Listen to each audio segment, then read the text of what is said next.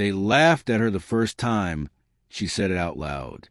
It wasn't cruel laughter, at least not in the beginning. More like the awkward chuckles people make when they hear something so absurd they don't know how else to respond. But to Nora, it felt cruel all the same. "You want to build what exactly?" her brother asked across the dinner table, still smirking. "A bakery bus," she replied. The smirk grew. "Like a food truck?" "No," Nora said firmly. "Like a library on wheels, but with bread. Fresh bread. Every morning, I'll bake it, and then I'll drive from neighborhood to neighborhood, delivering loaves, croissants, scones, straight to people's doors. Like the milkman, but better." Her mother sighed. Her father shook his head. Her brother laughed again. "Bread on wheels, huh? Sound like carbs with extra steps." They moved on to other topics, but Nora sat there, cheeks burning, fingers digging into the fabric of her napkin. She knew it sounded ridiculous. She knew that in a world of delivery apps and overnight shipping, a bread bus didn't sound revolutionary. But she also knew this. Every time she pulled a loaf of sourdough out of her oven, her entire apartment building filled with neighbors begging for a slice. Every time she carried cinnamon rolls into her office, the whole floor lit up with joy. And she believed, deep in that stubborn, quiet part of her heart that had carried her through so many slammed doors and rejected job applications, that people still wanted something warm, something handmade, something that arrived with a smile instead of a barcode. She believed in the bakery bus, even if no one else did. Nora wasn't supposed to be a dreamer. She had been raised in a house where practicality was currency. Her parents worked the same jobs for 30 years, saved every receipt, made the same meals week after week. She was supposed to become a teacher, marry young, settle into predictability, like a well-worn shoe. But something about the kitchen had always called to her. Flour on her hands felt like possibility. The smell of baking bread felt like freedom. At night, where her friends were at bars or scrolling through dating apps, she was reading cookbooks and sketching designs for ovens that could fit inside the shell of an old bus. When she finally quit her job as an office assistant and told her parents she was going all in, the silence was deafening. Her father muttered about stability. Her mother cried. Her friends whispered that she was wasting her degree. The bank laughed louder than anyone. "Food trucks, sure," the loan officer said. "Mobile bakeries? Too risky. There's no data. Come back when you've got investors." But no one wanted to invest in something that didn't exist yet. So Nora did the only thing she could. She bought a used school bus with the last of her savings, painted it cream yellow with a roller brush in her driveway, and began baking at 3 a.m. She couldn't afford an industrial oven, so she baked in batches, filling her tiny apartment with steam until the walls sweated. Her first day out, she parked the bus on a corner near the farmer's market and set a folding table outside. She sold 6 loaves. Not 60. 6. One of them to her best friend out of pity. But one old woman returned the next day, tapping her cane against the sidewalk until Nora handed her a bag of rye bread. "This tastes like my grandmother's," the woman said, eyes shining. "Don't stop, dear." It wasn't much, but it was enough. The months that followed were brutal. Nora worked 16-hour days, baking until dawn, driving until dusk, crashing the back of the bus with flour in her hair and burns on her hands. She burned through her savings faster than she burned her loaves. Sometimes no one came. Sometimes rain turned her bread soggy. Sometimes she doubted herself so deeply she sat on the bus floor and sobbed until she couldn't breathe.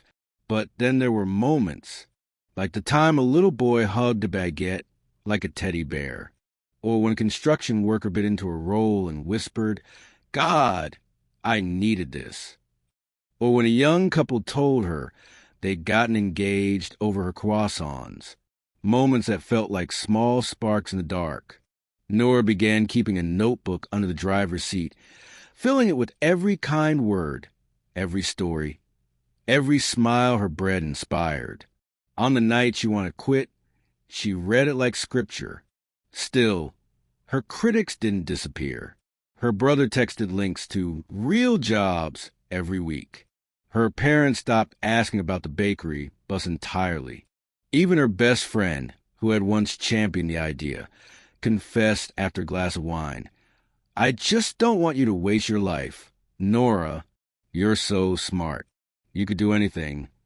Nora wanted to scream that she was doing something, that maybe the world didn't need another consultant or analyst or middle manager, but it did need joy and bread, and someone stubborn enough to believe in both. But instead, she just kept baking. The breakthrough came on a Tuesday morning in November. Nora had parked near a hospital, handing out rolls to tired nurses and weary visitors. One of them, a young nurse with circles under her eyes, snapped a picture of the bus and posted it on social media with the caption, "To whoever made this bread, thank you. You saved my night." By morning, the post had gone viral. Thousands of shares, hundreds of comments, people demanding to know where the bakery bus would be next. When Nora opened her inbox, she had 40 catering requests. By the end of the week, she had 2 corporate contracts. By the end of the month, she had to hire her first employee. The bus that everyone had laughed at was suddenly the bus everyone wanted to find. And for the first time since she'd painted it cream yellow, Nora allowed herself to believe that maybe, just maybe, she was right all along. By Christmas, Nora's hands ached from kneading, her back ached from lifting, and her heart ached from something she hadn't felt in years. Joy that actually lasted. The bakery bus was no longer a curiosity. It was a phenomenon. People followed her route like fans chasing a concert tour. Local newspapers wrote features calling her the woman who put love back into bread. A morning show invited her to talk about her crazy idea that worked. Nora blushed on camera, flowers still dust in her apron. Her parents watched that interview in silence. That night, her mother left a voicemail. "We're proud of you, honey. We were wrong." Her father didn't say the words, but when she visited home for the holidays, he handed her a new set of mixing bowls and muttered, "For the bus." It was his version of a love letter. But success wasn't as simple as people thought. Nora had to learn contracts, payroll, permits, things she had once thought would drown her. She worked harder than ever, but this time the exhaustion felt different, purposeful. She expanded the bus into a fleet. 3, then 5, each painted cream yellow and each staffed by people who had once been like her, doubted, dismissed, told their dreams weren't worth chasing. One was a single mother who had been turned away from every bakery in town. Another was a retired chef no one wanted to hire because of his age. Nora gave them all aprons and a chance. Together, they built something bigger than bread. The buses became moving symbols of comfort. They parked outside schools on exam days, outside shelters during snowstorms, outside hospitals at midnight. Nora made a promise. No one who needed bread would go hungry. If you couldn't pay, you still got a loaf. And people noticed. One evening, as the sun sank low and the smell of cinnamon filled the air, an elderly man approached Nora's bus. He handed her a folded newspaper clipping. Her first interview, creased and yellowed. "My wife cut this out," he said. "She passed last year, but she always wanted to thank you. Your bread reminded her of home. Thank you for giving us that before she left." Nora held the clipping to her chest, tears slipping down her cheeks. It wasn't about bread anymore. It was about belonging, about memory, about the stubbornness of hope. 5 years later, Nora stood on a stage in a hall so grand she almost laughed remembering the nights she'd slept on a flour sack pillow in the back of her bus. She was receiving a National Entrepreneurship Award, the the kind usually given to tech founders and billion-dollar startups. She stepped up to the microphone, hands trembling, but not from fear, from gratitude. "They told me it was silly," she began. "That bread couldn't change lives.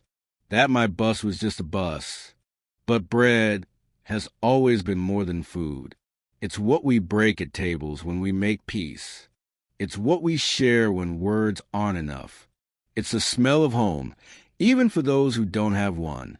I was told to give up, but I didn't.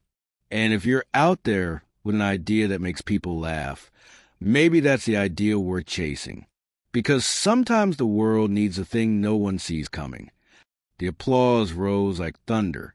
In the front row, her employees stood shoulder to shoulder, wearing their cream yellow aprons.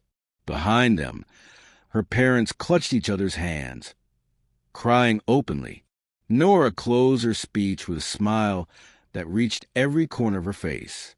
"This award isn't for me," she said. "It's for the people who believed when belief was the only currency I had, and for the people who laughed, because every laugh was fuel. Every doubt was proof I was onto something.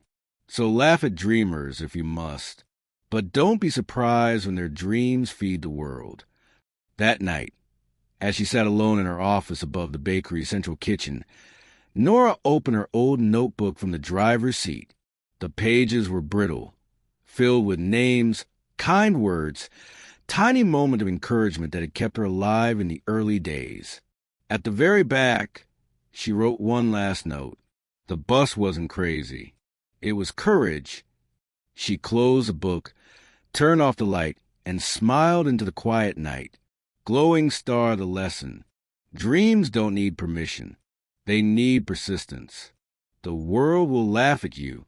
Banks will say no. Friends will worry. Even family may not understand. But if your heart burns stubborn enough, if your hands are willing to work harder than your fears, then one day the same people who doubted you will stand in line for what you built. Nora's bread bus wasn't about bread. It was about daring to turn ridicule into revolution, one loaf at a time.